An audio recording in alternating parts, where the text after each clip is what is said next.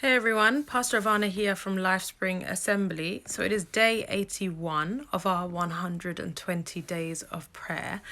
Yesterday we were talking about practicing and perfecting obedience, and I wanted to kind of give you guys a real life application of why this is important, because I think sometimes it escapes us as Christians that we have a spiritual inheritance with God.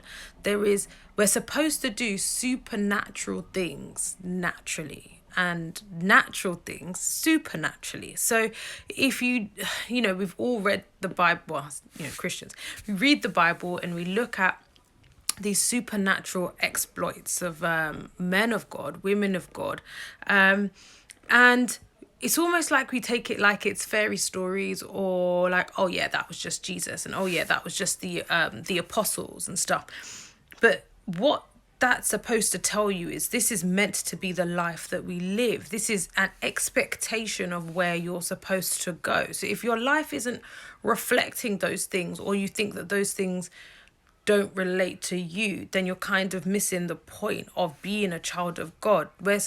God made us in his image like him. There is an inheritance of spirit that we're supposed to tap into and enter into and walk in. Amen. So every day your life is supposed to exhibit supernatural occurrences and events. It's not just, you don't just live like every other person on earth. Do you understand? Or then what else sets you apart? And the whole point is God called us to be a peculiar people. So why do I say that? And I said a real life application. So for example, it's so easy to feel helpless when things are going wrong around you. And I'm seeing it more and more nowadays, where people of God who, they might be very bold in terms of preaching and I don't know, evangelizing all sorts of stuff. But when they're called on to produce the spiritual inheritance that I've been talking about, they can't do it, or they don't feel that they are empowered to do it, or they feel like, or we have the excuse now that it's like, oh, not every day is a miracle, and or it's somebody else's responsibility to do that.